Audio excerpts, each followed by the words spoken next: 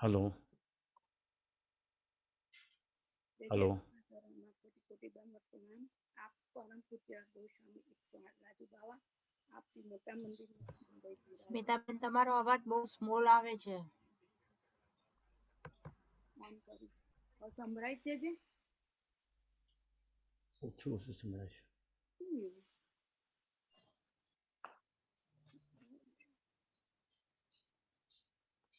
જે હવે સંભળાય ઓછું સંભળાય છે. ઓછું ઓછું. એવું શું છે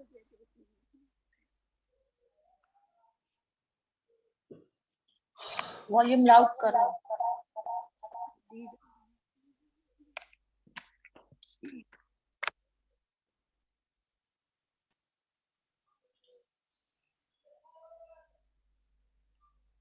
ઓકે જે દંડવત પ્રણામ જે આપના ચરણોમાં પરમ પૂજ્ય ગોસ્વામી 108 શ્રી રાજુ બાવા, આપ શ્રી મોટા મંદિર મુંબઈ બિરાજો છો।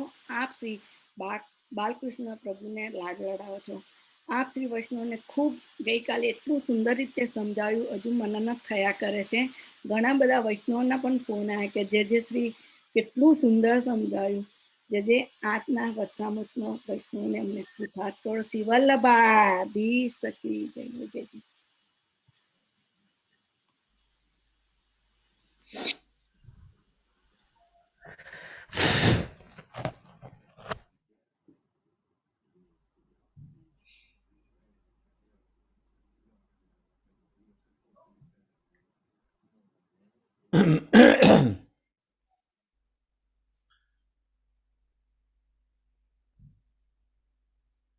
सच्चिदानंद रूपाय विश्वोत्पत्त्यादि हेतवे तापत्रय विनाशाय श्री कृष्णाय वयं नमः।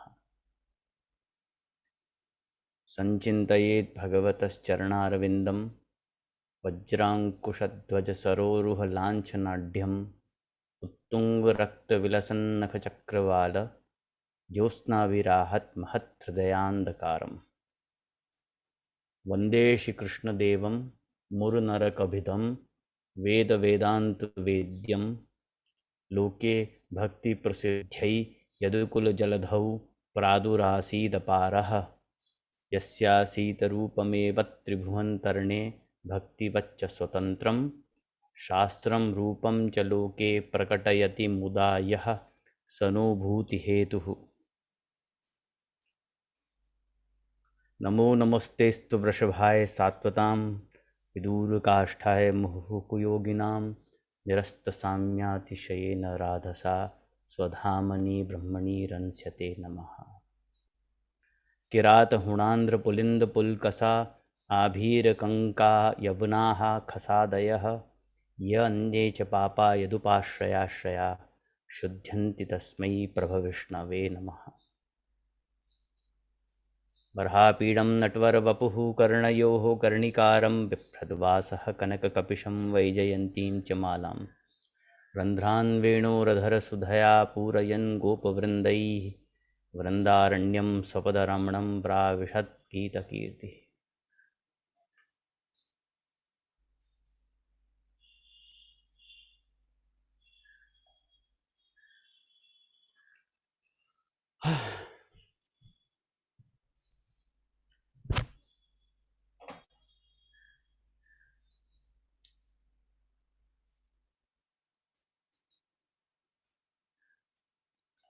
समस्त वैष्णवोનું ખૂબ સ્વાગત છે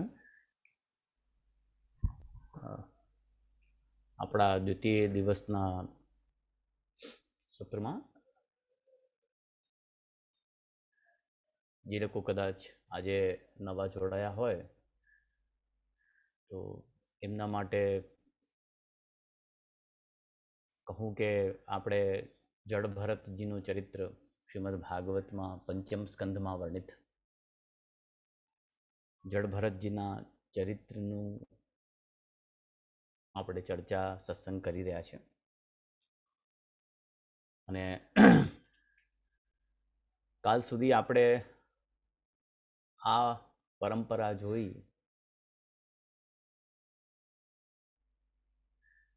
કે શ્રીમદ ભાગવતજીમાં ભરતજીનું ચરિત્ર કેવી રીતે કઈ રીતે આવે છે એમાં આપણે સૃષ્ટિ વર્ણનથી આરંભ કરીને સ્વયંભૂ મનુ અને એમની પત્ની શતરૂપા, એમની 5 સંતતિ થઈ 2 પુત્ર થયા, ઉત્તાનપાદ અને પ્રિયવ્રત, અને 3 કન્યાઓ થઈ, આકુતિ, દેવહૂતિ અને પ્રસૂતિ, જેમનાથી આ આખું વિસ્તાર થયો છે.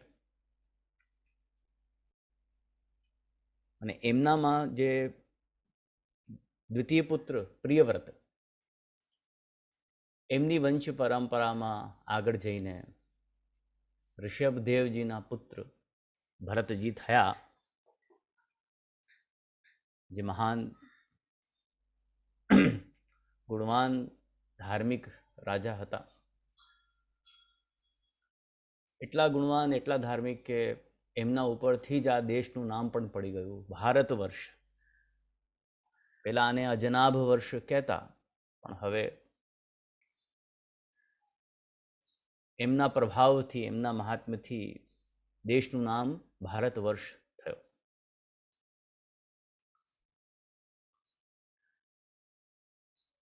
શ્રીમદ ભાગવતમાં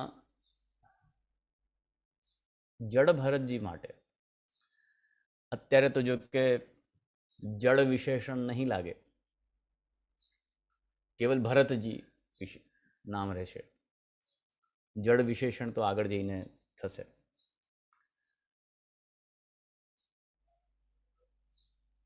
એ ભરતજીના ચરિત્ર વિષય, એમનો ચરિત્ર કેવો હતો એના માટે શ્રીમદ ભાગવતમાં 5 વસ્તુઓનો નિર્દેશ કર્યું છે. અને એ 5 વસ્તુઓ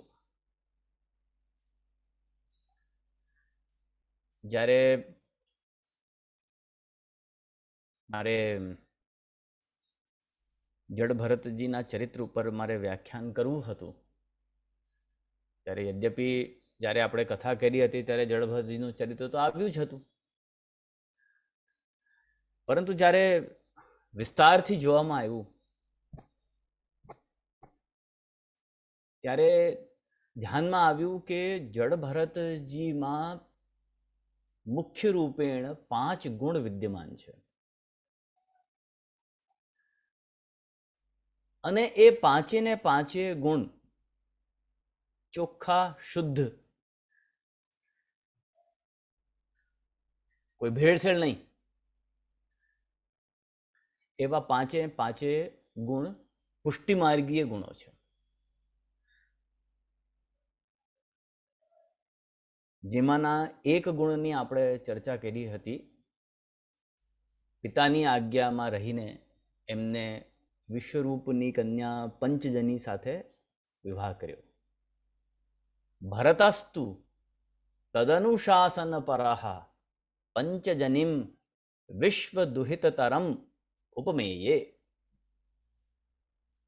આ વાક્ય ઉપલબ્ધ થાય છે. ને પુત્રના શું લક્ષણ હોય એ પણ કાલે આપણે ચર્ચા કરી હતી. આજે એનાથી આપણે આગળ પ્રયાણ કરશું.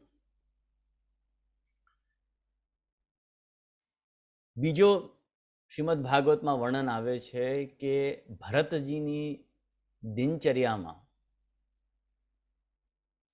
યજ્ઞ, કર્મકાંડ ઇત્યાદિ નિયમિત રૂપથી થતા હતા. ભરતજી નિયમિત રૂપથી હોતા, અધ્વર્યુ, ઉદ્ગાતા અને બ્રહ્મા, આ 4 વ્યક્તિઓ યજ્ઞની પ્રક્રિયાને પરિપૂર્ણ બનાવે. એકને હોતા કહે, એકને અધ્વર્યુ કહે, એકને ઉદ્ગાતા કહે અને એકને બ્રહ્મા કહે. આ લોકોના અલગ અલગ કામ છે. એક યજ્ઞ કરે એટલે કરાવે, એક વેદના મંત્રો બોલે ઉદ્ગાતા, એક કેવલ ત્યાં જઈને બેઠો બેઠો ખાલી નિરીક્ષણ કરે. હા ભાઈ, આ વસ્તુ અહીંયા રાખો, આમ નહીં આને આમ કરો, આને તેમ કરો, નહીં આને જરા ફેરવો, આમ નહીં આમ કરો, નિર્દેશન કરે કે બધું વ્યવસ્થિત થઈ રહ્યું છે કે નહીં. બ્રહ્મા. તો ભરતજી આ નિયમિત રૂપથી યજ્ઞ, અનુષ્ઠાન આદિ, અગ્નિહોત્ર, દર્શ, પૂર્ણ ઇત્યાદિ કરતા હતા. પરંતુ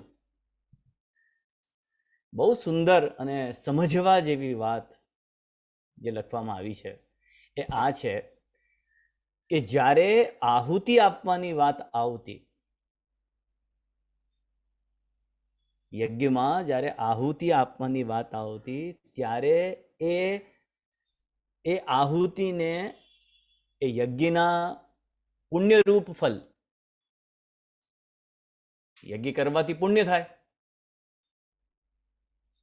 સ્વર્ગ કામો યજેત, પ્રતિ દિવસ યજ્ઞ કરવું જોઈએ અને યજ્ઞ કરવાથી સ્વર્ગ પ્રાપ્તિ થાય છે એવું શાસ્ત્રોમાં કહ્યું છે. પરંતુ જ્યારે આહુતિ આપવાની વાત આવતી ત્યારે ભરતજી એ ફલને, યજ્ઞથી પ્રાપ્ત થનારા ફલને ભગવાન વાસુદેવ, ભગવાન શ્રી કૃષ્ણને અર્પિત કરી દેતા હતા. આ બહુ સમજવાની વાત છે. પરે બ્રહ્મણી યજ્ઞ પુરુષે સર્વદેવતા લિંગાનામ મંત્રાણામ અર્થ નિયામકતયા સાક્ષાત કર્તરી પરદેવતાયામ સાક્ષાત કર્તરી પરદેવતાયામ ભગવતી વાસુદેવે એવ, ભગવાન વાસુદેવને સમર્પિત કરી દીધા હતા. બસ આ જ જે છે ને, આ શુદ્ધ પુષ્ટિ માર્ગીનું લક્ષણ. આપને યાદ હોય તો શ્રી મહાપ્રભુજીનું એક નામ સર્વોત્તમ સ્તોત્રમાં આવે છે, કર્મ માર્ગ પ્રવર્તક. શ્રી મહાપ્રભુજી કર્મ માર્ગના પ્રવર્તક છે. અરે ભાઈ, આ ભક્તિ માર્ગ છે, ભક્તિ માર્ગ પ્રવર્તક કહો, કર્મ માર્ગ પ્રવર્તક. આપણે કર્મથી શું લેવા દેવા? કર્મકાંડથી આપણે શું લેવા દેવા? આપણે તો ભક્તિથી લેવા દેવા છે, એ કહો. પણ નહીં, નામ આવ્યું કર્મ માર્ગ પ્રવર્તક. તો ત્યાં ટીકાકારો એક વાત આ લખે છે કે ભાઈ શ્રી મહાપ્રભુજી જે સાક્ષાત લીલાના મધ્યપાતી છે, જે સાક્ષાત વસ્તુતઃ કૃષ્ણ એવ, શ્રી મહાપ્રભુજી વસ્તુતઃ કૃષ્ણ એવ જ છે, અને જેને નિત્ય લીલાનું અનુસંધાન થઈ રહ્યું છે, ઠાકોરજીના લીલાના મધ્યપાતી છે, એમને શું જરૂર પડે કે એ યજ્ઞ અને અનુષ્ઠાન કરે? મહાપ્રભુએ સોમયજ્ઞ કર્યા, દર્શપૂર્ણ પણ કરતા. અને આપશ્રીના ચરિત્રમાં એવું પણ આવે છે કે યજ્ઞ કરતા 25,000 બ્રાહ્મણોને ભોજન કરાવતા, એવું પણ આવે. તો આપશ્રીને શું જરૂર પડી કે એ યજ્ઞ કરે, અનુષ્ઠાન કરે? As for that matter Shri ગુસાઈજીના ધ્યાનમાં આવે છે કે સાયં કુંજાલયે સ્થાસનમ ઉપવિલસત સ્વર્ણપાત્રમ સુધૌતમ યજ્ઞોપવિતમ પરિતનુ વસનમ ગૌરમમ ભોજ વક્ત્રમ પ્રાણાનાયમ્ય નાસાપુટ નિહિતકરમ કર્ણરાજ વિમુક્તમ વંદે અર્ધોન્મિલિતાક્ષમ મૃગમદ તિલકમ વિઠ્ઠલેશમ સુકેશમ. ગુસાઈજી સંધ્યા વંદન કરી રહ્યા છે. શું જરૂર છે ભાઈ? આપશ્રીને સંધ્યા, જે ચંદ્રાવલીજીનું સ્વરૂપ હોય એમને સંધ્યા વંદન કરવાની શું જરૂર? અને અહીંયા ગુસાઈજીની જ્યારે બધાઈ ગાવામાં આવે, હવે હમણાં આવશે ગુસાઈજીનો ઉત્સવ, તો ગુસાઈજીના ઉત્સવના દિવસે ઠાકોરજીની બધાઈ ગાવામાં આવે. અરે ભાઈ કેમ? જેનો જન્મદિવસ છે એનું નામ લ્યો, પણ નહીં સાહેબ, ઠાકોરજીની બધાઈ, નંદ ઘેર આનંદ ભયો. હે, એ ક્યાં વાત હે? ગડબડ. એ વાત સમજમાં ના આવી.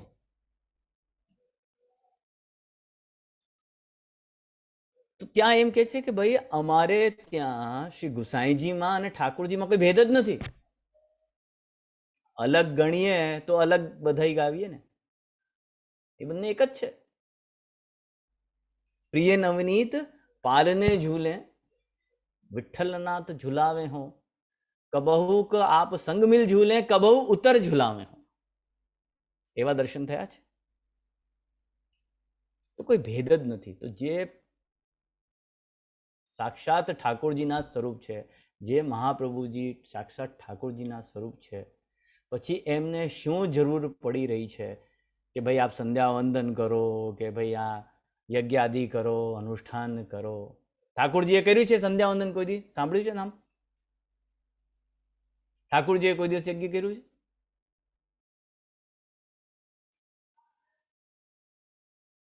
તો શા માટે?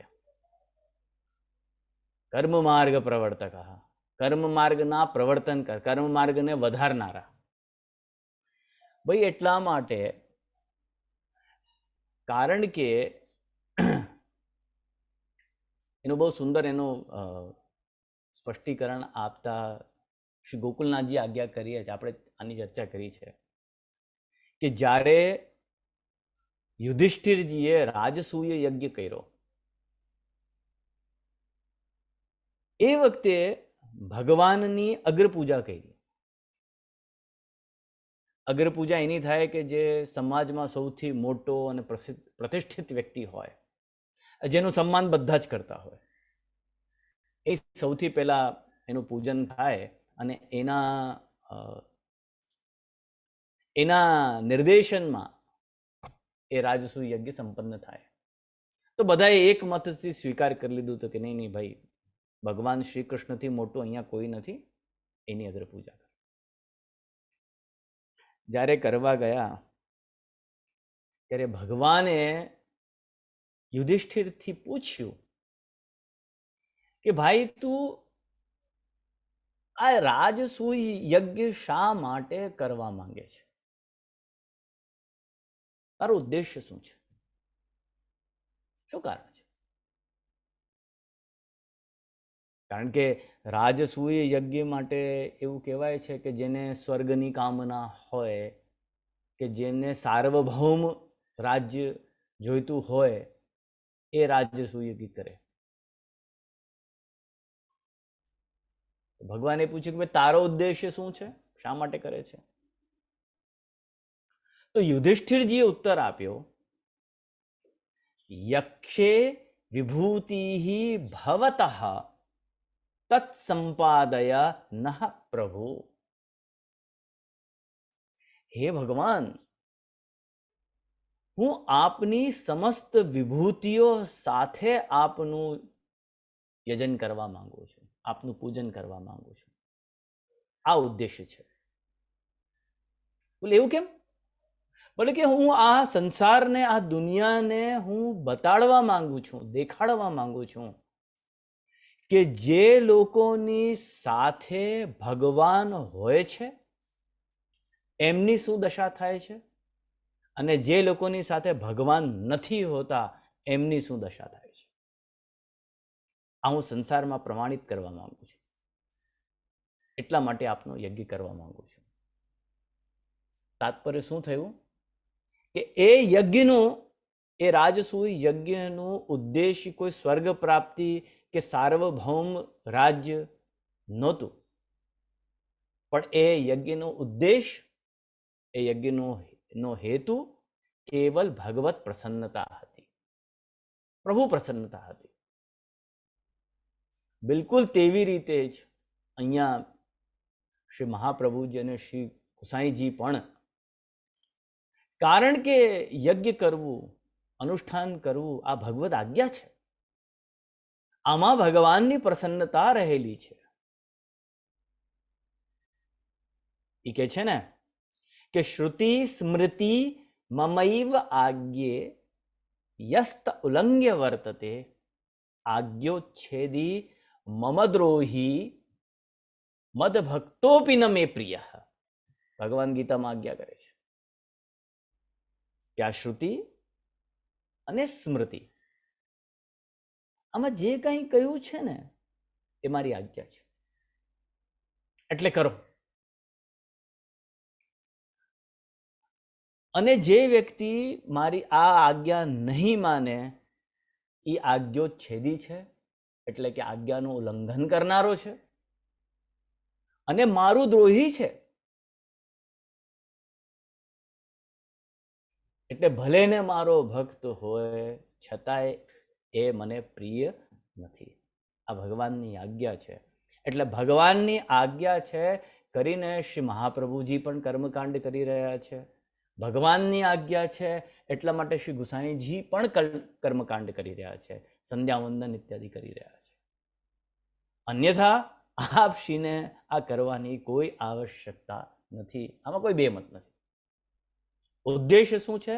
ભગવાનની આજ્ઞા અને ભગવાનની પ્રસન્નતા.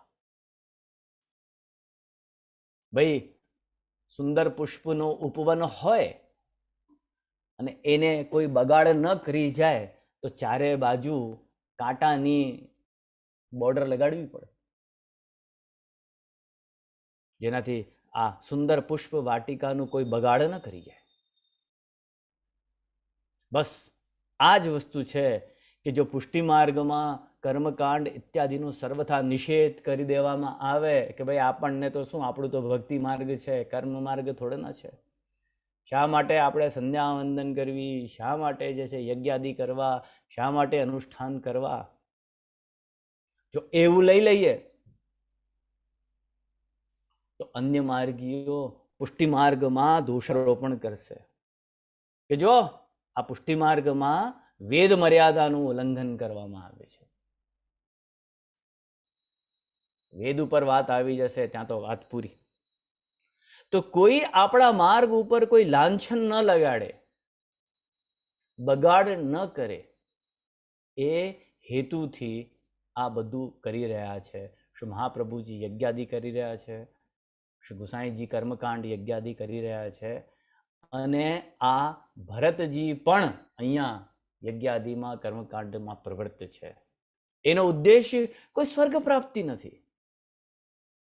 એમને જેટલું પણ ફલ જે અપૂર્વ જેને કહેવાય, યજ્ઞના ફલને અપૂર્વ કહેવાય,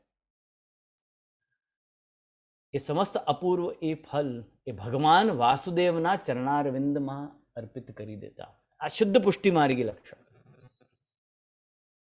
બીજો પણ ત્રીજી વાત, ભરતજી સતત ચિંતન કરતા, મનમાં વિચાર કરતા કે મૂળ રૂપથી વાસ્તવિક જે પ્રતિપાદ્ય છે અને સમસ્ત દેવતાઓના પણ જે નિયામક છે એ તો ભગવાન શ્રી કૃષ્ણ છે, તે સિવાય બીજું કોઈ નહીં.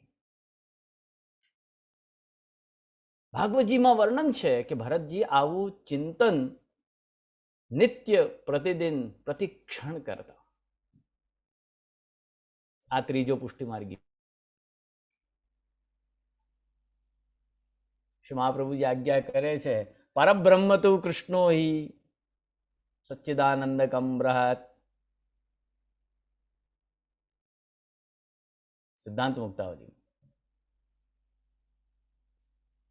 પરબ્રહ્મ તો ભાઈ કૃષ્ણ જ છે, અને બીજા બધા છે એ દેવતાઓ, એ આનંદની ગણનામાં એનામાં ન્યૂન છે, ઓછા છે. પરબ્રહ્મની વાત કરો તો કેવલ શ્રી કૃષ્ણ. શ્રી મહાપ્રભુજી અહીંયા અંતઃકરણ પ્રબોધ ગ્રંથમાં પણ આજ્ઞા કરી રહ્યા છે. કૃષ્ણાત પરમ નાસ્તિ દૈવમ વસ્તુતો દોષ વર્જિતમ. અંતઃકરણ વાક્યમ સાવધાનતયા શૃણુ. કૃષ્ણાત પરમ નાસ્તિ દૈવમ વસ્તુતઃ દોષ વર્જિતમ. અરે અંતઃકરણ, જરા બહુ સાવચેત થઈને મારી વાત સાંભળ. ક્યારેક ક્યારેક વ્યક્તિ પોતાથી જ વાત કરે ને, પોતાનું જ નામ લઈને કહે છે ને, અરે ભાઈ સમજ જરા વાતને.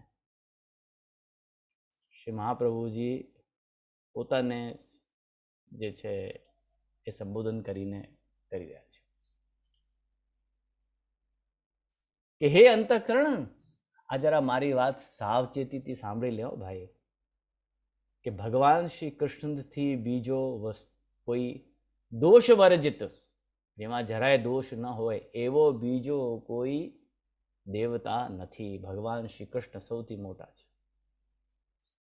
શ્રી ભાગવતજીમાં પણ વર્ણન આવે છે, એતે ચાંશ કલાહ પુંસઃ કૃષ્ણસ્તુ ભગવાન સ્વયં. આ બધા દેવતાઓ તો ભગવાનની અંશ અને કલાઓ છે.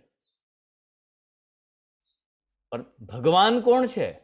ભગવાન તો કેવલ શ્રી કૃષ્ણ છે, તેનાથી વધારે વિશેષ કોઈ નહીં. ભરતજી સતત આ જ ચિંતન કરતા રહેતા. આ એમની દિનચર્યા. એવી રીતે કર્મ કરતા કરતા એમનો અંતઃકરણ શુદ્ધ થયો. અને શુદ્ધ અંતઃકરણ થયો, અને એ શુદ્ધ અંતઃકરણમાં પરબ્રહ્મ સ્વરૂપ ભગવાન વાસુદેવ, ભગવાન શ્રી કૃષ્ણની નિશ્ચલ ભાવથી ઉત્કૃષ્ટ ભક્તિ ઉત્પન્ન થઈ.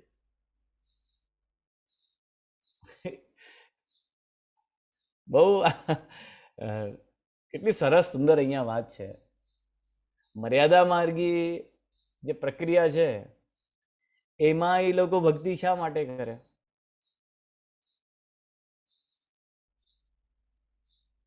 કર્મ શા માટે કરે? એટલા માટે કે ભક્તિ કરવાથી અંતઃકરણ શુદ્ધ થશે. એટલે ભક્તિ કરીને, કર્મકાંડ કરીને પછી ભક્તિને છોડી દેતા હોય છે. પણ અહીંયા એક્ઝેક્ટલી રિવર્સ છે. કર્મકાંડ કરવાથી એમનું અંતઃકરણ શુદ્ધ થયું અને ઉત્કૃષ્ટ ભક્તિ પ્રાપ્ત થઈ. એટલે કર્મકાંડ કરવાનો ઉદ્દેશ્ય ભગવાન શ્રી કૃષ્ણમાં ઉત્કૃષ્ટ ભક્તિ પ્રાપ્ત કરવું હતું, ઠાકોરજીને પ્રાપ્ત કરવા હતા.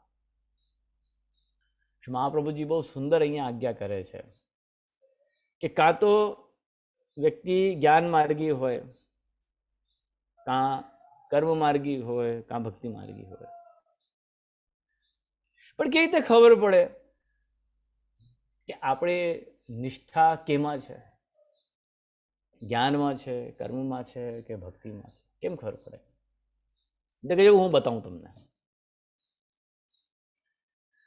આપશે આજ્ઞા કરે છે કે જ્ઞાન નિષ્ઠા તદા જ્ઞેયા સર્વજ્ઞો હિ યદા ભવેત. જ્યારે તમે સર્વજ્ઞ થઈ જાઓ, બધું વંચાઈ ગયું, બધા શાસ્ત્ર ભણી લીધા અને તમને આનંદ છે ને, અચ્છા હું પંડિત થઈ ગયો, વિદ્વાન થઈ ગયા, તમારી જ્ઞાનમાં નિષ્ઠા છે, ઠીક છે. કર્મનિષ્ઠા તદા ગયા યદા ચિત્તમ પ્રસિદ્ધતિ. કર્મકાંડ કરો, યજ્ઞાદિ કરો અને તમારા ચિત્તમાં, અંતઃકરણમાં પ્રસન્નતાનો અનુભવ થાય કે મેં કાંઈ કર્યું,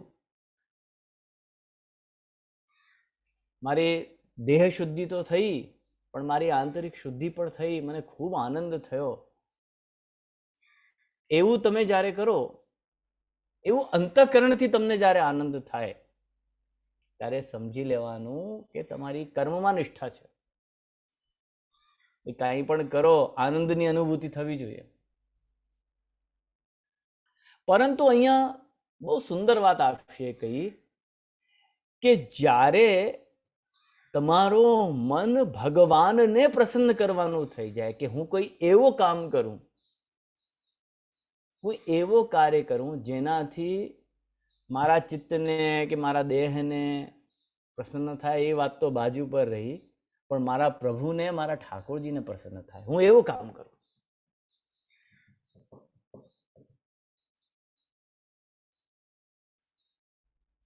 એક આપને ખાલી એક ઉદાહરણ આપું નાનકડો, આપને વાત સમજમાં આવી જશે. આપણે ઠાકોરજીના ભોગમાં તુલસીજી પધરાવીએ, ચરણારવિંદમાં તુલસી પધરાવીએ. શા માટે ભાઈ?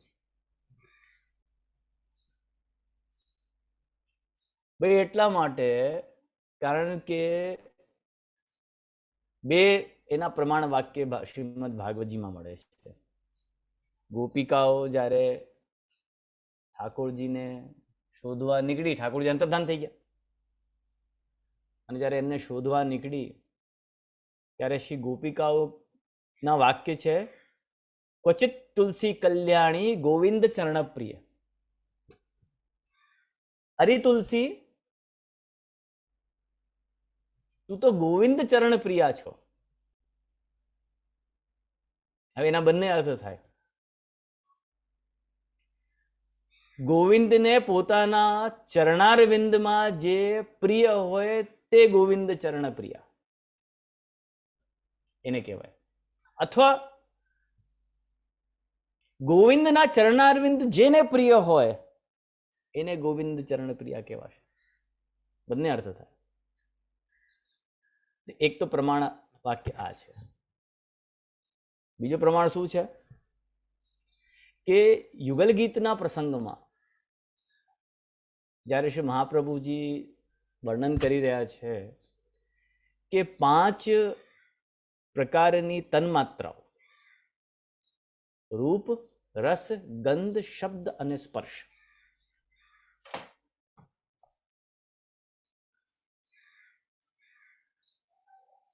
આ 5 પ્રકારની તન્માત્રાઓમાં ઠાકોરજીને કઈ વધારે પ્રિય છે? એટલે ઠાકોરજીને કયો રૂપ વધારે ગમે, કયો રસ વધારે ગમે, કયો શબ્દ, કઈ ધ્વનિ એને સૌથી વધારે ગમતી હોય, પ્રિય છે, કયો રસ એને પ્રિય છે, અને કઈ ગંધ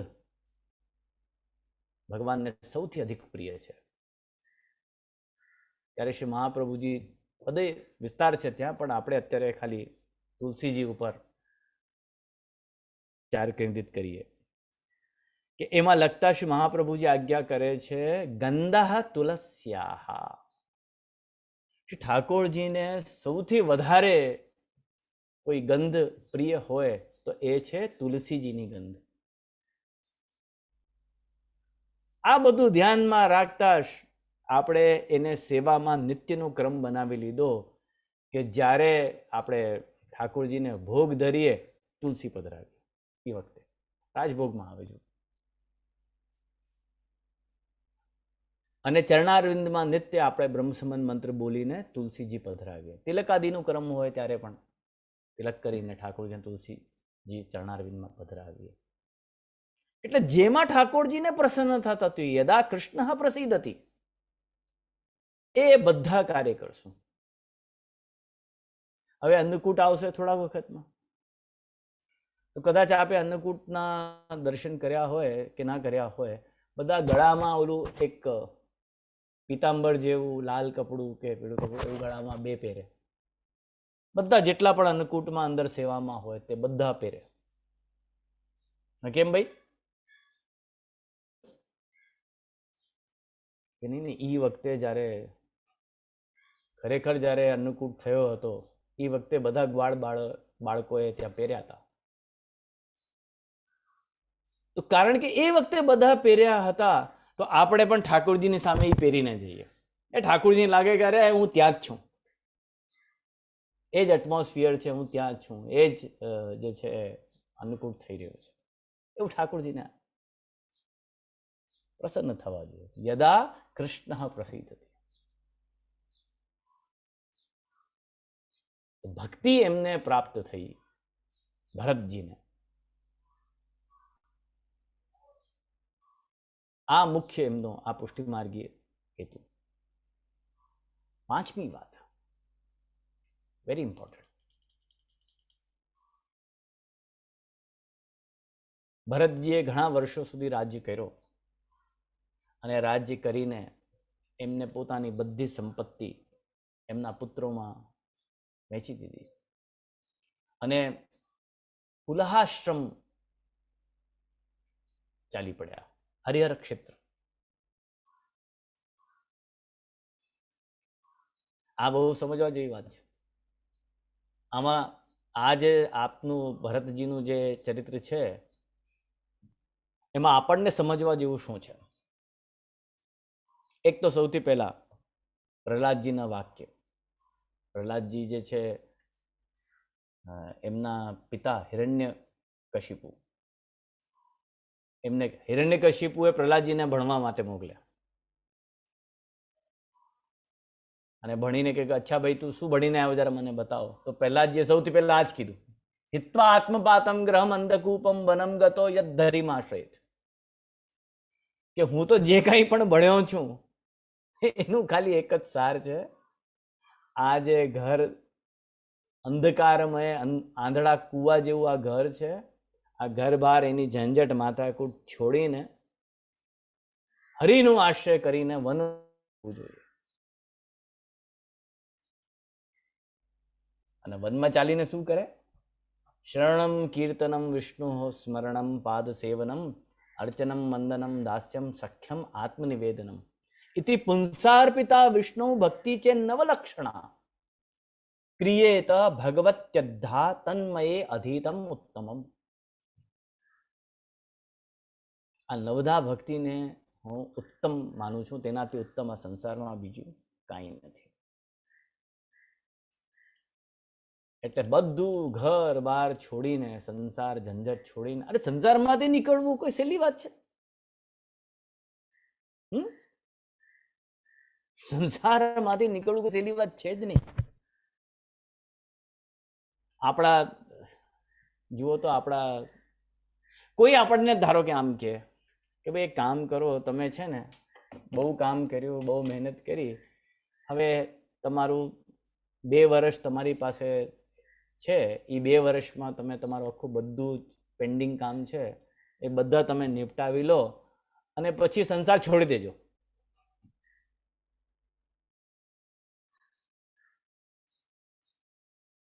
સંભવ જ નથી. એટલા બધા એજન્ડા છે આપણા પાસે, એટલા બધા ફોર્થ કમિંગ ઇશ્યુઝ છે કે પૂરા નથી થવાના. અત્યારે આપણું પોતાનું કરશું, પછી આપણી આગળવાળી જે આપણા પુત્ર આવે, પુત્રીઓ આવે, એના માટે કરવાનું છે, એનો પુત્ર આવશે એના માટે કરવાનું છે, એ પછી એના માટે કરવાનું છે. આપણને લાગે છે કે આવનારી બધી પેઢી મૂર્ખ અને વિવેકહીન જ પેદા થવાની છે, એ પોતે કાંઈ નહીં કરે, આપણને જ બધું કરવું પડશે. એટલે બધાનું કરવું કરવા માટે આપણે એકલા જ બેઠા છે અહીંયા.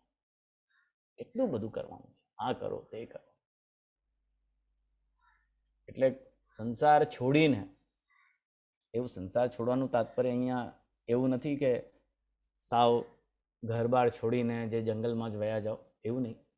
સંસાર છોડવાનું તાત્પર્ય છે કે એમાં બહુ અભિનિવેશ ન રાખવો, બહુ ઓતપ્રોત ન થવું.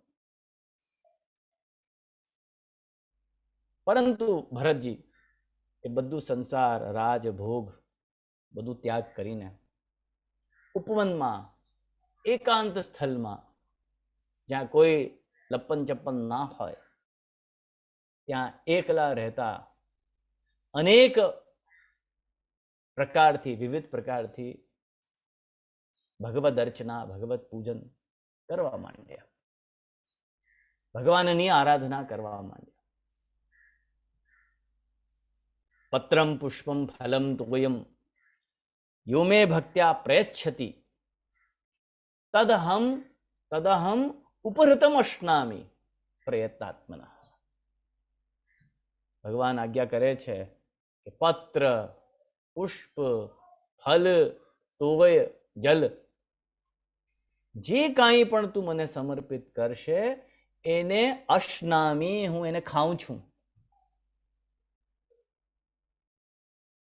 ભગવદ્ ગીતામાં રાજા ભરત પાસે જે કાંઈ પણ ઉપલબ્ધ સામગ્રી હતી, હવે જંગલમાં શું હોય? પત્ર, પુષ્પ, તુલસી દલ, જલ, કંદમૂળ, ફલ, જે કંઈક ઉપલબ્ધ થતું એ ભગવાનને નિવેદન કરતા. એ જ ભગવદ્ ગીતાનું વાક્ય. તદહમ ભક્તિ ઉપર હૃતમ અશ્નામી, ભક્તિથી આપેલું જે મને છે એને હું ખાઉં છું. એક બહુ એક સુંદર આપને ચર્ચા બતાવું. બીજી કોઈ રીતે તો સંભવ નહીં બને. આ જ એક માધ્યમ છે જેનાથી હું આપને સુબોધનીજીની યત્કિંચિત વાતો હું આપને બતાવી શકું. બાકી સર્વથા એક સુબોધનીજીનું સત્ર લઈને એની ઉપર વ્યાખ્યાન કરવું એ તો સંભવ નહીં બને. એટલીસ્ટ આવી રીતે ઝૂમમાં જે થાય છે તેવી રીતે એ સંભવ નહીં બને. પરંતુ તે છતાંય હું આપને આ સંદર્ભમાં, આ છે ને પત્રમ પુષ્પમ ફલમ તો, એનાથી મને યાદ આવ્યું જ્યારે ઠાકોરજીએ માટી ખાઈ લીધી.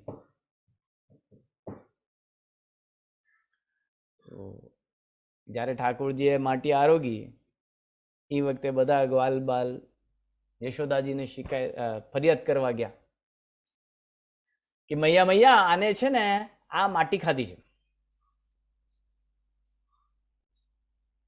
યશોદાજી બહુ નારાજ થયા કે અરે ભાઈ આટલી બધી વસ્તુઓ ઘરમાં વિદ્યમાન છે અને ભાઈ તમે માટી ખાઓ છો, હદ થઈ ગઈ. એટલે પડ્યા. એને ગુસ્સે થઈને ઠાકોરજીને પૂછ્યું કેમ તે માટી ખાધી? એવું કેમ કર્યો? હવે આટલા નાના ઠાકોરજી બિચારા યશોદાજી વડે ગુસ્સો કરે તો ઠાકોરજી કીધું કે નાહમ બક્ષિતવાનંબ સર્વે મિથ્યાભિશંસિનઃ. અરે મૈયા, મેં માટી નથી ખાધી, આ બધા ખોટું બોલે છે. ઠાકોરજીએ શું કહ્યું કે મેં માટી નથી ખાધી કારણ કે હું ખાતો જ નથી.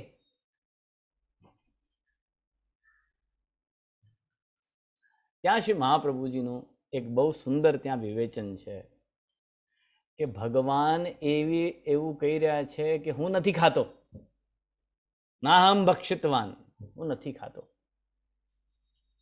તો ખરેખર ભગવાન ખાય છે કે નથી ખાતા? બીજી ભાષામાં આપણને થોડીક ડિફાઇન્ડ લેંગ્વેજમાં આપણને કેવું હોય તો ભગવાન આરોગે છે કે નથી આરોગતા એ વાતનો જરા વિચાર કરો.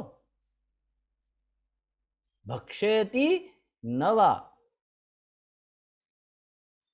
કારણ કે આપણે જે ઠાકોરજીને ભોગ ધરીએ છે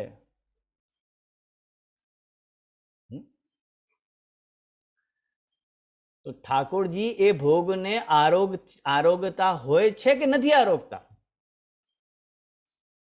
અહીંયા એ વસ્તુનો નિર્ણય શ્રી મહાપ્રભુજી કરી રહ્યા છે સુબોધનીજીમાં, આજ 8મા સ્કંદમાં. બોલે શા માટે? જો એક બાજુ ઠાકોરજીના એવા વાક્ય મળે છે કે જેમાં ઠાકોરજી કહી રહ્યા છે કે હા હું ખાઉં છું. પત્રમ પુષ્પમ ફલમ તોયમ યો મે ભક્ત્યા પ્રયચ્છતિ, જે ભક્તિથી મને આ જે કાંઈ પણ ધરવામાં આવે, અહમ અશ્નામી, એને હું ખાઉં છું. ઠાકોરજી આજ્ઞા કરી રહ્યા છે. અને એની બરાબર સામે બીજી શ્રુતિ મળે છે દ્વાસુપર્ણા સયુજા સખાયા સમાનમ વૃક્ષમ પરિષસ્વ જાતે તયોઃ અન્યમ પિપ્પલમ સ્વાદુવત્તિ અન્યતુ અનશ્નન અભિચાકશીતિ.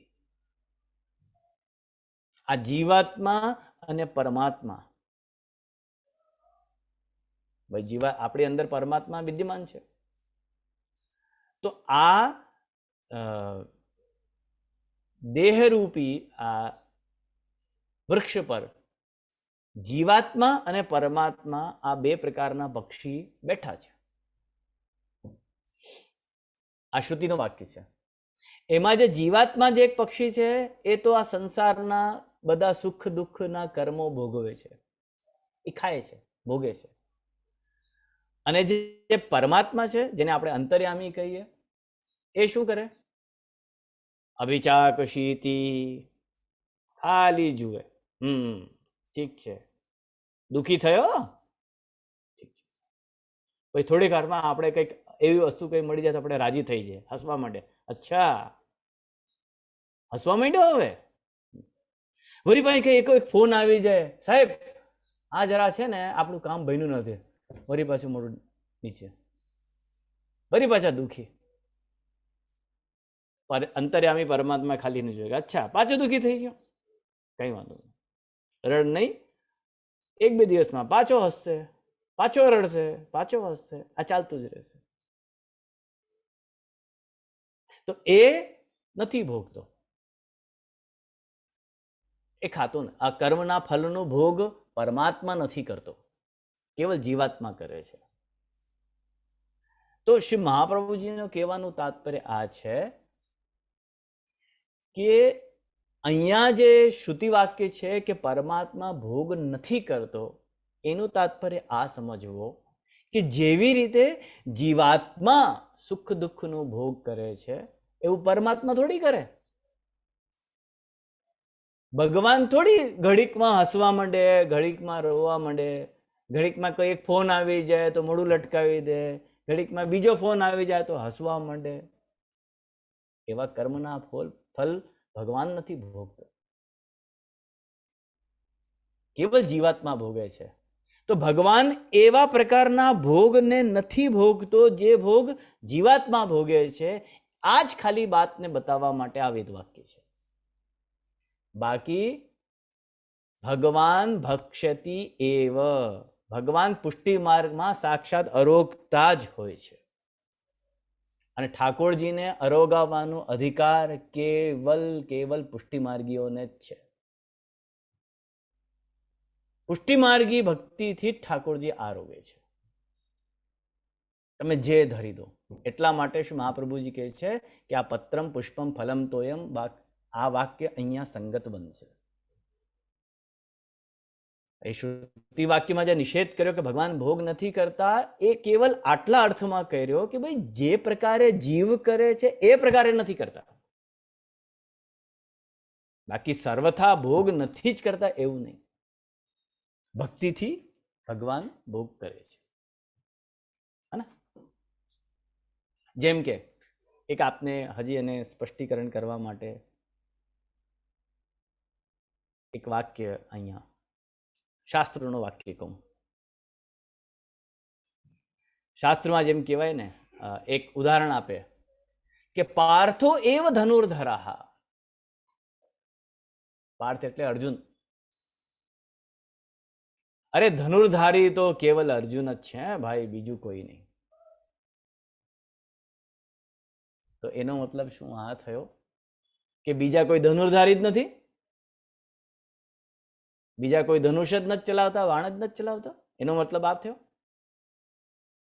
બોલે નહીં, એનો મતલબ આ ન થયો. એનો મતલબ આ થયો કે ભાઈ જે પ્રકારે અર્જુન જે પ્રકારનો ધનુર્ધારી છે એવો ધનુર્ધારી બીજો કોઈ નથી. એનો મતલબ આ થયો. બિલકુલ તેવી રીતે અહીંયા વાક્યનો, આ વેદ વાક્યનો અર્થ થયો કે ભાઈ જે રીતે જીવાત્મા ભોગ કરે છે એ પ્રકાર નથી ભગવાનના ભોગ કરવાનો. ભગવાનના ભોગ કરવાનો પ્રકાર અલગ છે. તો એવી રીતે ઠાકોરજીની દિનચર્યા, ભગવત પૂજન આપની દિનચર્યા હતી? એમનું અંતઃકરણ સમસ્ત સાંસારિક વાસનાઓથી નિવૃત્ત થઈને શાંત થઈ ગયું.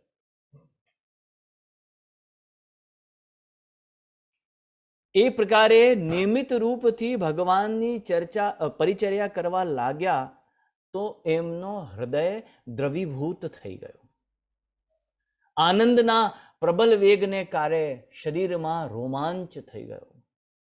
નેત્રોમાં અશ્રુ આવી આવ્યા અને એમના અંતઃકરણમાં ભક્તિ યોગનો આવિર્ભાવ થયો. જે વાત ઠાકોરજીએ એકાદશ સ્કંદમાં ઉદ્ધવજીને કહી, પોતાના ભક્તના લક્ષણ કહેતા ભગવાને ઉદ્ધવજીને કીધું, વાગ ગદગદા યસ્ય દ્રવતે ચિત્તમ રુદત્ય ભીક્ષણમ હસતી ક્વચિત વિલજ્ય ઉદ્ગાયતી નૃત્યતે ચ મદભક્તિ યુક્તો ભુવનમ પુનાતિ. હે ઉદ્ધવ, વાગ ગદગદા યસ્ય, અરે મારું ગુણાનુવાદ કરતા કરતા, ભગવત ગુણાનુવાદ કરતા કરતા જેની વાણી ગદગદ થઈ જાય, કંઠ રૂંધાઈ જાય,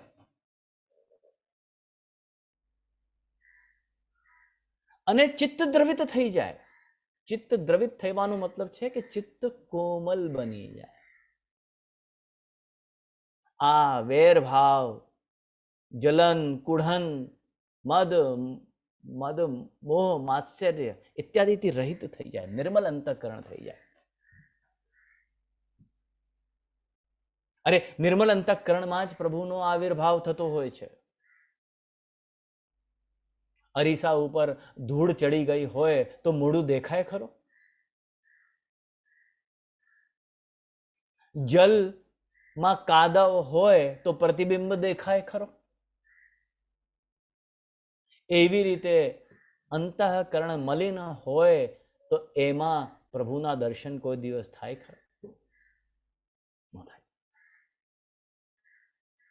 તો દ્રવતે યસ્ય ચિત્તમ, જેનો ચિત્ત દ્રવિત થઈ જાય.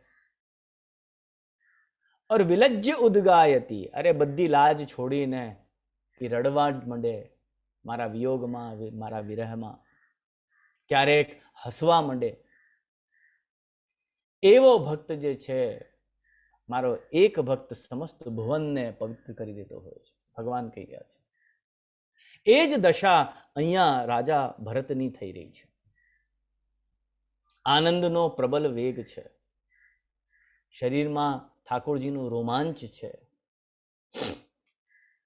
નેત્રોમાં ભગવત વિરહ માટે અશ્રુ છે, ભક્તિ યોગનો આવિર્ભાવ થયો છે. એવા શુદ્ધ ભાવવાળા રાજા ભરત થઈ ગયા. શરીરાઈજી આજ્ઞા કરે છે, શુદ્ધ ભાવ પ્રભૌ સ્થાપ્યો ન ચાતુર્યમ પ્રયોજકમ અંતર્યામી સમસ્તાનામ ભાવમ જાનાતિ માનસમ.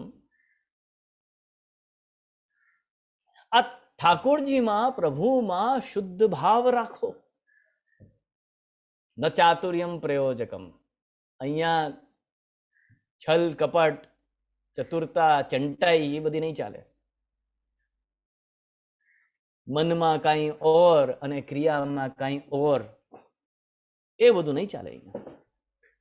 આ અંતર્યામી છે, આપણા બધા જ મનની બધી જ વાતો જાણે છે.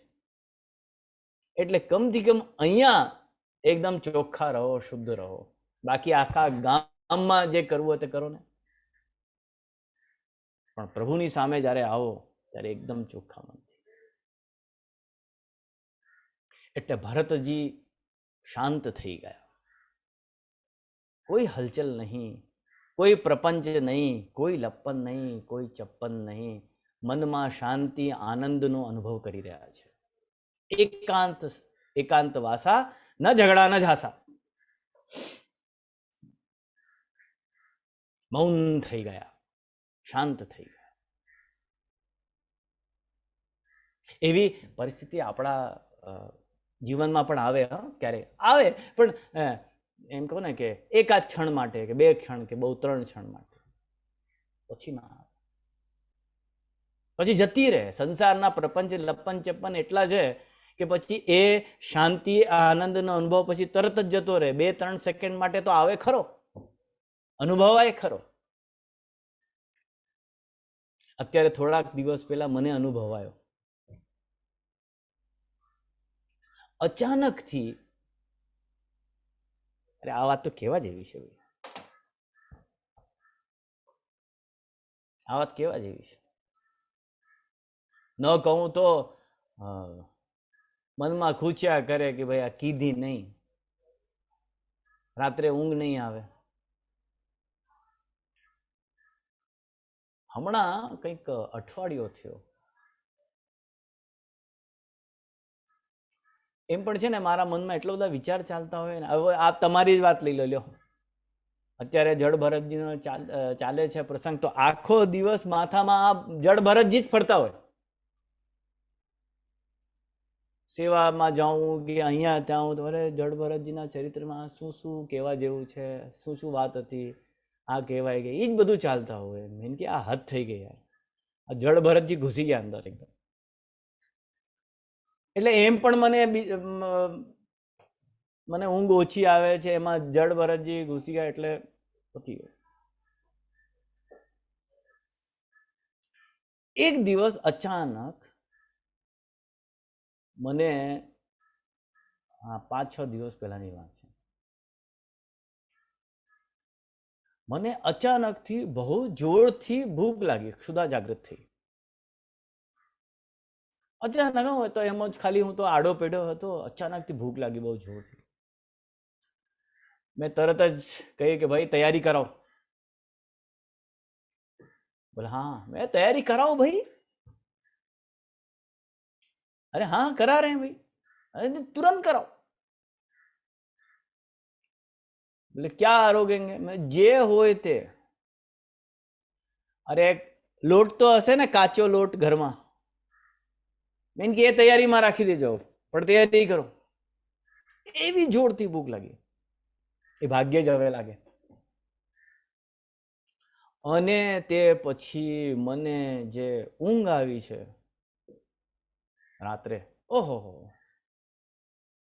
એટલી સરસ ઊંઘ આવી. સવારે ઉઠ્યો, ઓહો, આટલી ફ્રેશનેસ, આટલી તાજગી ને આટલું સુખ મેં કે આ વર્ષો પછી મને મળ્યું. હવે આપણે નાના બાળક હતા જેવી ઊંઘ આવતી હતી, હવે આવતી જ નથી. આવે છે પણ જે નિદ્રાથી જાગ્યા પછી જે તમને બ્રહ્માનંદનો અનુભવ કરાવી દે, એવી તો ભાઈ બહુ ભાગ્યથી જ આવે. તો એટલો બધો આનંદનો અનુભવ થયો તે દિવસે, એકદમ જાગ્યા પછી મેં કે વાહ. પણ એ કેટલું રહ્યું? 2 સેકન્ડ, 3 સેકન્ડ, 4 સેકન્ડ રહ્યો. એના પછી સંસારની ઝંઝટ ચાલુ થઈ ગઈ, લપ ચાલુ થઈ, જતો રહ્યો. પણ એવું કન્ટિન્યુ રહેવું જોઈએ. એ આનંદની અનુભૂતિ પ્રતિદિન પ્રતિક્ષણ રહેવી જોઈએ. તેવા આનંદમાં જળ ભરતજી અત્યારે મગ્ન છે. કોઈ સંસારની લપન છપ્પન નથી. અહીંયા જવું છે, ત્યાં જવું છે, આ કરવું છે, તે કરવું છે, કાંઈ નહીં. શ્રીમદ ભાગવતમાં એક બહુ સુંદર વાત આવે છે. મૂકમ કરોતિ વાચાલમ પંગુ લંઘયતે ગિરિમ. ભગવાનની કૃપા એવી છે કે જે મૂક હોય, જે બોલી ના શકતો હોય, એને એ વાચાલ બનાવી દે, બોલતો કરી દે. ભગવાનની કૃપા એવું છે. પરંતુ એનાથી પણ મોટી ભગવાનની એક કૃપા છે કે જ્યારે ભક્તિનો આવિર્ભાવ થાય ત્યારે ભગવાનની ભક્તિ મોટા મોટા વ્યાખ્યાતાઓને પણ મૌન કરી દેતી હોય છે. ભગવાનનો આનંદ એવો હોય કે પછી એ આનંદનો અનુભવ કર્યા પછી માણસ કાંઈ બોલવા જ નથી માંગતો, મૌન થઈ જાય છે, શાંત થઈ જાય છે. આપ જુઓ ને, જ્યારે કંઈ બહુ સરસ કોઈ સીન આવતો હોય કે જેમાં તમે બહુ એકદમ ઇન્ટરેસ્ટથી કોઈ સીન પિક્ચરનું જોતા હો, એકદમ એમાં ખોવાઈ ગયા હોય, કે કોઈ સસ્પેન્સ આવતું હોય, કે કંઈક પણ એવું એક્સાઇટિંગ કોઈ સીન આવતું હોય, એ વખતે તમને કેવું લાગે, અરે ભાઈ પાણીનો ટાંકો ભરી દીધો કે ના ભર્યો? એમ કોઈ બોલે, એ ચૂપ, હમણાં નહીં બોલ. એ વખતે બોલો નહીં. અરે ભાઈ ભોજન કરવા છે, હા હા કર. કોઈ સરસ ગીત વાગતો હોય, અચાનકથી જે છે બેટરી ડાઉન થઈ જાય, તો બીજો વ્યવધાન આવી જાય, ગમતું નથી. એ વખતે કઈ ઝંઝટ ના જોઈએ. એ વખતે શું છે, મૌન, એનો ખાલી આનંદ લ્યો, બસ, બીજું કઈ નહીં. સાવાક યયા તસ્ય ગુણાન ગૃણીતે, શ્રીમદ ભાગવતજી કહી રહ્યા છે. કરૌ ચ તત્કર્મ કરો, કરૌ ચ તત્કર્મ કરો, મનઃ સ્મરેત વસંતમ સ્થિર જંગમેશુ, તત્પુણ્ય કથા શૃણોતિ સકર્ણ. અરે વાણી ઈ જ છે જેનાથી, જે વાણી ભગવાનનું ગુણગાન કર્યા કરે. અરે આ એ જ હાથ છે જે ભગવત સેવા કર્યા કરે. તત્કર્મ કરો. મન એ મન છે જે દર વખતે આવું સ્મરણ કરે કે આ સ્થાવર અને જંગમ, જળ અને ચેતનમાં જે કઈ વસ્તુ શાશ્વત હોય તે કેવલ એક છે, અને એ છે ભગવાન. બીજું કશું છે જ નહીં. સર્વમ ખલુદમ બ્રહ્મ. અને તત્પુણ્ય કથા શૃણોતી સકર્ણ. અને જે કાન તો ઈ જ છે કે જે ભગવાનની પુણ્ય કથાનું શ્રવણ કરે. અત્યારે ભરતજીની સ્થિતિ અહીંયા સુધી આવી ગઈ છે. બધું બરાબર ચાલી રહ્યું છે, વેલ સેટ, ઓર્ગેનાઇઝ, એકદમ બરાબર. પેલા જે છે બ્રહ્મચર્ય, પછી ગ્રહસ્થ આશ્રમ, પછી વાનપ્રસ્થ, પછી સંન્યાસ, અને પછી ભગવત પ્રાપ્તિ, જે શાસ્ત્રની મર્યાદા છે એક પણ લોપ થઈ નથી. ગ્રહસ્થ આશ્રમમાં જ્યારે હતા ત્યારે રાજ્ય ભોગવ્યો, બ્રહ્મચર્ય અવસ્થામાં જ્યારે હતો ત્યારે બ્રહ્મચર્યની મર્યાદાનું પાલન કર્યું. અત્યારે સંન્યાસી છીએ, સંન્યાસની મર્યાદાનું પાલન કર્યું. બધું બરાબર ચાલે છે. બસ હવે ઠાકોરજી મળવાના જ છે, ભગવત પ્રાપ્તિ થવાની જ છે.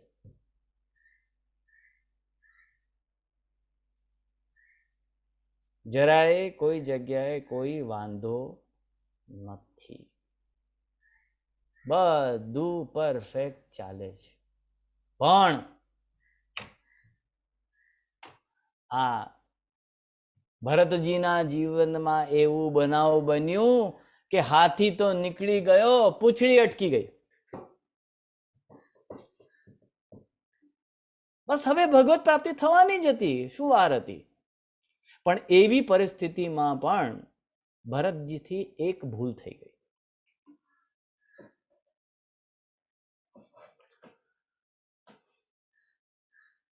બસ આવી રીતે પ્રતિદિન તર્પણ આદિ કરતા એક દિવસ પ્રાતઃકાલમાં ભરતજી ગંડકી નદી, ચક્રી નદી કદાચ નામ છે, એ ગંડકીના નદીમાં, એને ચક્રી નદી પણ કહેવાય, ચક્ર નદી, એમાં તર્પણ કરતા હતા, સંધ્યા વંદન આદિ કરતા હતા. પ્રાતઃકાલનો સમય.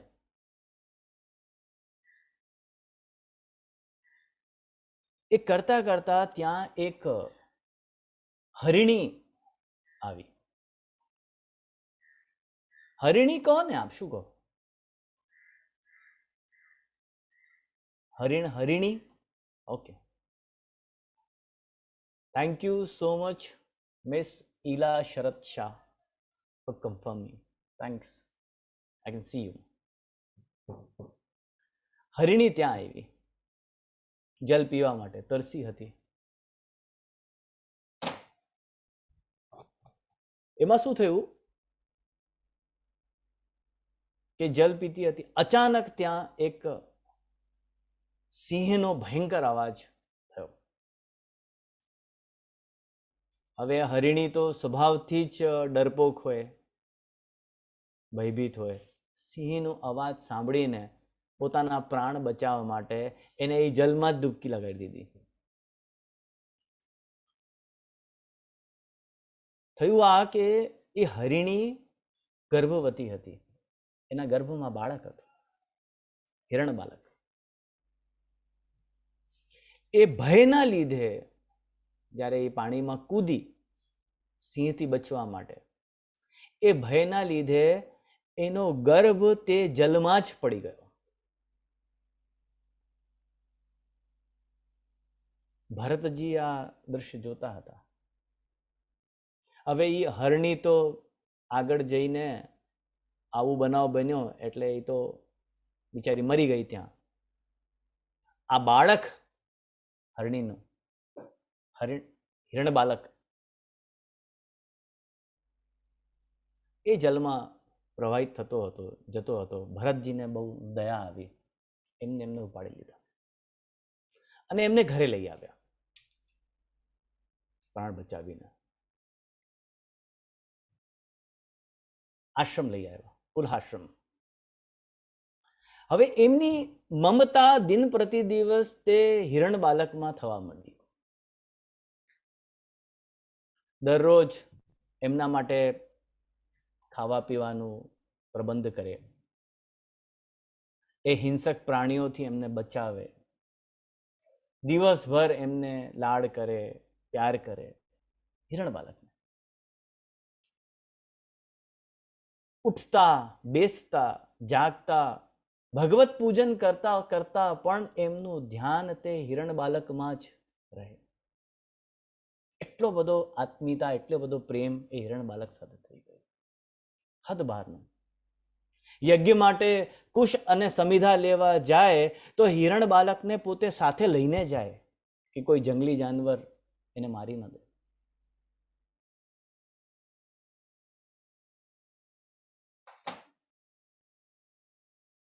એક હિરણ બાળકમાં આટલી બધી આત્મીયતા થઈ જવી, એટલો બધો પ્રેમ થઈ જવો કે તમે ઉઠતા, બેસતા, સૂતા, જાગતા, ખાતા, પીતા કેવલ એનું ચિંતન કરો, એનું ધ્યાન રાખો.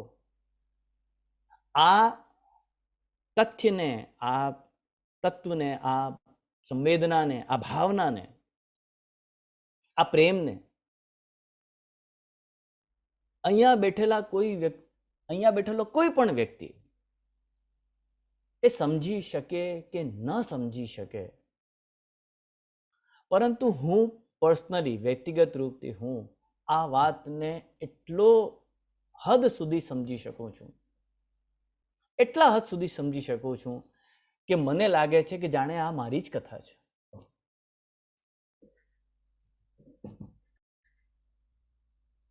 હું કંઈક મને લાગે છે કે 14-15 વર્ષનો હોઈશ, એટલી જ આવ્યો હશે મારી, 14-15 વર્ષથી, બસ એનાથી વધારે નહીં હોય. તો હું એકવાર એક ઘરમાં એક પોપટ લઈ આવ્યો.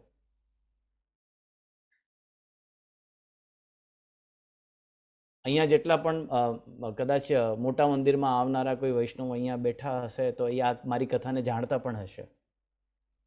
તો એ પોપટને લઈ આવ્યો. હવે મારી આસક્તિ જે છે બધી પોપટમાં થઈ ગઈ.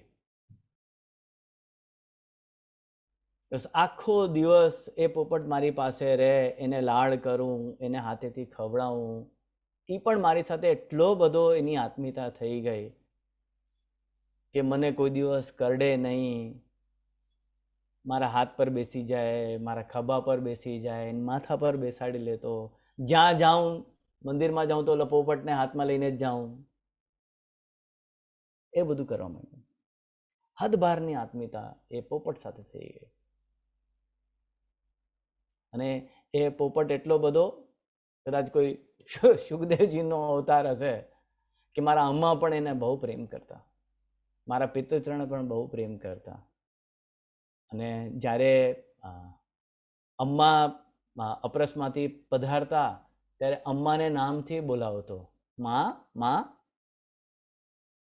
પિતાશ્રી પધારતા તો પિતાશ્રીને પિતાજી પિતાજી કરીને બોલાવતો.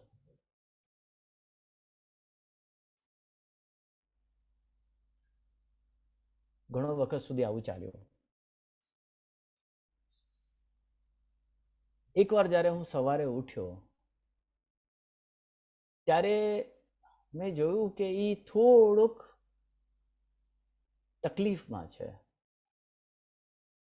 એ દરરોજ સવારની જેમ જેમ મને જોઈને નાચે કૂદે અને આમ થવા માંડે પાંજરામાં, તો છે નહીં, કંઈક ડલ છે, આમ ઉદાસ બેઠો છે. બોલા, અરે શું થયું આને? પછી મેં થોડુંક પૂચકાર્યો, મેં ભાઈ થઈ જશે, કંઈક હશે એવું. થોડોક સમય થયું વધારે થવા માંડ્યો અને હું જોઈ શકતો હતો કે એ બરાબર બેસી નહોતો શકતો.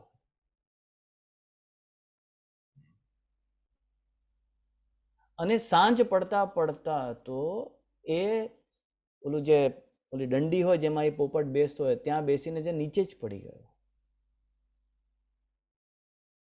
અરે મારા હૃદયના તો 100 ટુકડા થઈ ગયા જોઈને. મેં કે અરે આને શું થઈ ગયું આ?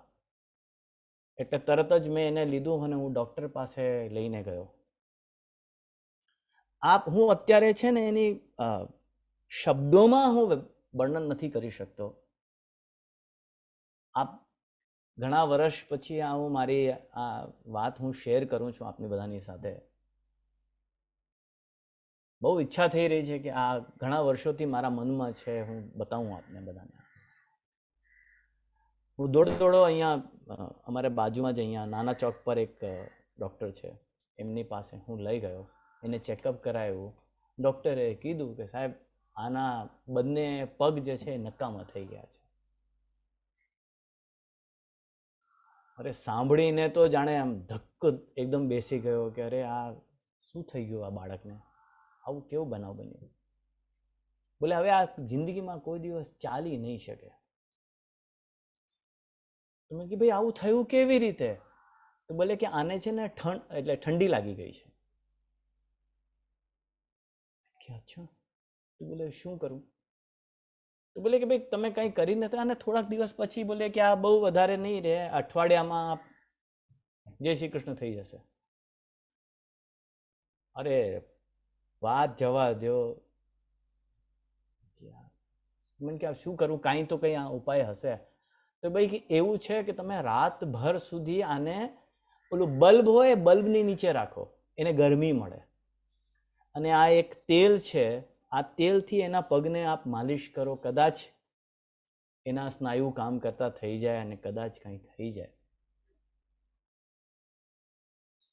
બહુ ભારી મનથી હું એ પોપટને ઘરે લઈ આવ્યો. પછી બહુ રડ્યો.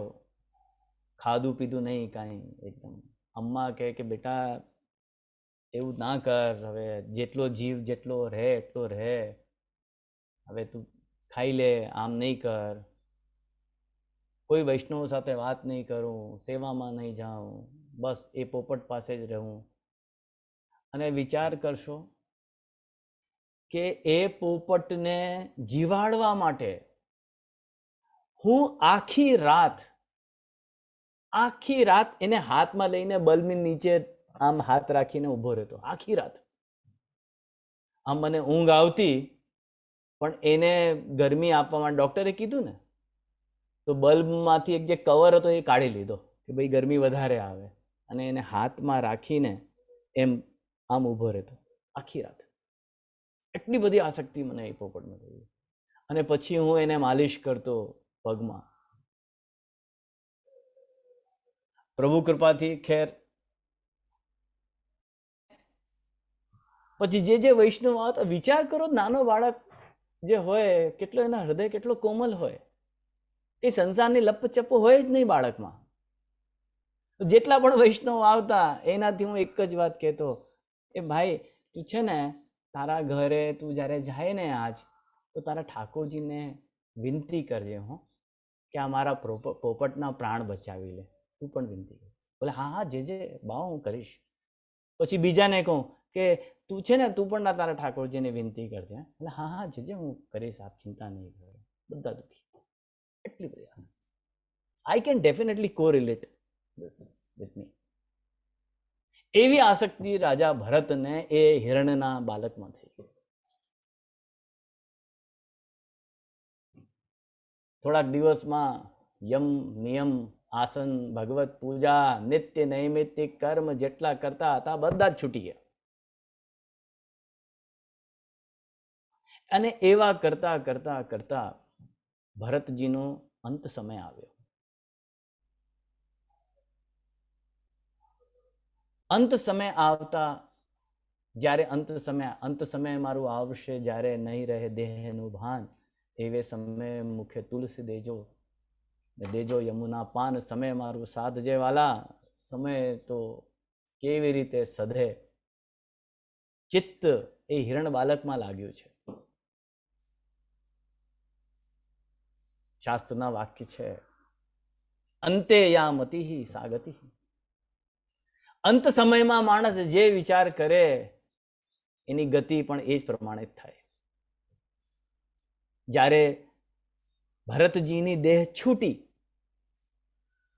એ વખતે એ હિરણ બાલકનું જ સ્મરણ કરતા હતા, હિરણ બાલકને જ જોતા હતા. એટલે એમને આવતો જન્મ પણ હિરણ બાલકનું જ મળ્યો. બીજા જન્મમાં હિરણ બાલક જ થયા.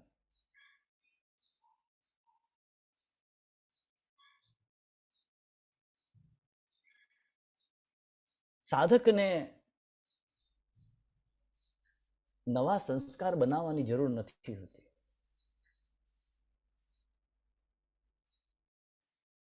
પુરાના સંસ્કાર છોડવાની જરૂર છે. જો સંસારમાં આગળ વધવું, અધ્યાત્મના માર્ગ પર આગળ વધવું હોય તો, સંસારના માર્ગમાં આગળ વધવું હોય તો એ તો તમે આગળ વધવાની કોશિશ કરો કે ના કરો, તમે વધવાના જ છો. પરંતુ જો અધ્યાત્મના માર્ગ ઉપર આગળ વધવું હોય, ભગવન માર્ગ ઉપર વધવું હોય, એવું મનમાં અભિગમ હોય કે ભાઈ આ તો કોઈ દિવસ, સંસાર તો કોઈ દિવસ પૂરું નથી થવાનું, આનો કોઈ અંત જ નથી, સંસારની ઝંઝટનો કોઈ અંત નથી, એટલું ને એટલું આજે જેટલું છે એટલું 5 વર્ષ 10 વર્ષ પછી એટલું ને એટલું રહેવાનું છે. એ સુખ દુઃખ ચાલ્યા રહેવાના છે. પણ જો અધ્યાત્મ માર્ગમાં આગળ વધવું હોય તો પુરાના સંસ્કારને છોડવાની જરૂર છે. Don't create new issues in your life. નવી નવી ઝંઝટ પેદા ના કરો. એક વસ્તુ તમે કરો, એક જ વસ્તુ તમે કરો, નવી તમે સ્ટાર્ટ કરો. તમે જુઓ એ નવી સ્ટાર્ટ કરવાથી કેટલી બધી પરમ્યુટેશન, કોમ્બિનેશન, કેટલી બધી કોમ્પ્લિકેશન, કેટલા બધા ઇશ્યુઝ તમારા લાઈફમાં આવે છે. શા માટે? Because you have created another one more issue in your life. Try to reduce them. જો તમારે આનંદમાં, સુખમાં રહેવું હોય તો નવા નવા ઇશ્યુઝ તમારે પેદા ના કરવા જોઈએ. આ જીવનમાં સંસાર જીવવાની 2 પદ્ધતિ છે, વ્યવહાર કરવાની 2 પદ્ધતિઓ છે. એક તો પદ્ધતિ આપણી, કે આપણે દરરોજ વ્યવહાર કરતા જઈએ છીએ અને નવા નવા ઇશ્યુઝ ક્રિએટ કરતા જઈએ છીએ. થોડા દિવસમાં કંઈ ને કંઈ નવી લપ પ્રપંચ આપણે ઊભા કરી દઈએ છીએ અને પછી દુઃખી થઈએ. અને બીજી રીતિ જ્ઞાનીઓની છે, જેને બ્રહ્મ જ્ઞાન થઈ ગયું છે. જ્ઞાની લોકો વ્યવહાર તો કરે, ભાઈ સંસારમાં રહેવું હોય, દેહ જ્યાં સુધી ચાલે છે ત્યાં સુધી બધા વ્યવહાર તો કરવા પડશે, પરંતુ નવા સંસ્કાર, નવા ઇશ્યુઝ બનવા નથી દેતા. તો અહીંયા શું થયું, જે સાંસારિક રીતિ છે કે એક તો વ્યવહાર કરીએ છે અને એમાં નવા એડ ઓન થયા કરે, નવા નવા ઇશ્યુઝ. જ્ઞાનોની સ્થિતિ શું છે કે જે જ્યાં છે ત્યાં જ છે, એને ઓછું કરવાની કોશિશ કરે છે વ્યવહારને, અને એડ ઓન થવા નથી દેતા. તો ધીમે ધીમે ધીમે આ પ્રોસેસથી બધા ઝંઝટ, બધી માથાકૂટથી મુક્ત થઈને બસ આનંદનો અનુભવ કરવા માંડે. શનૈ શનૈ ભરતજીથી અહીંયા જ ચૂક થઈ ગઈ. બધું બરાબર ચાલતું હતું, પરફેક્ટ લાઈન ઉપર, દોરી ઉપર ગાડી ચાલતી હતી, પરંતુ એવી અવસ્થામાં નવા સંસ્કાર બનાવવા માંડ્યા. He started adding new issues in life. બસ આ જ. એટલે એમનો બીજો જન્મ પણ પાછો, કર્માનું બંધન તો રણાનું બંધન તો રહ્યા રે, એટલે એમનો બીજો જન્મ પણ હિરણ બાલકના રૂપમાં જ થયો. સ્નેહીજનો, આગળ મારે ચલાવવાની ઈચ્છા હતી પણ સમયની મર્યાદા છે, ત્યારે 1.5 કલાકનો સમય થઈ ગયો છે. આજે આપણને અહીંયા આપણે વિરામ લઈએ અને કાલે આપણે આગળની ચર્ચા કરશું કે ભરતજીના બીજો જન્મ થયો અને પછી ત્રીજો જન્મ થયો, જેમાં ભરતજી ન કહીને જડ ભરત કહેવાયા, અને એમની સાથે જીવનમાં શું શું બન્યું, અને એ બધી ચરિત્રોથી, એ બધા પદાર્થોથી આપણને આપણી જીવનમાં શું શીખવા મળે, અને એ બધું જાણીને આપણા જીવનને આપણે કેવી રીતે ભગવાનમય, આનંદમય બનાવી શકીએ, એની ચર્ચા આપણે કાલે કરશું.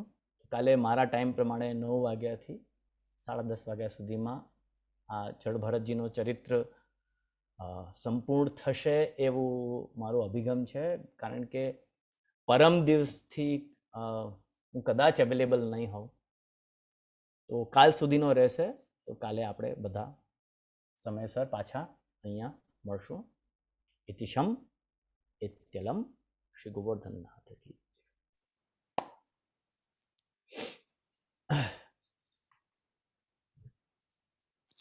કહો. હા, જે આપણા ચરણોમાં દંડવત પ્રણામ. ખૂબ ખૂબ સુંદર રીતે સમજાયું. જે શ્રી પહેલા તો બિરાજો. હું બધાની રજા લઉં હવે. હા, જે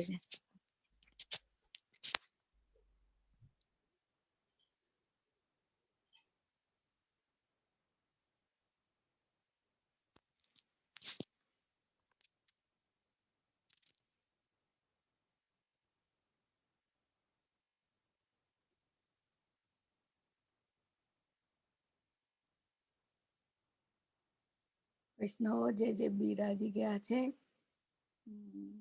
ફેસબુક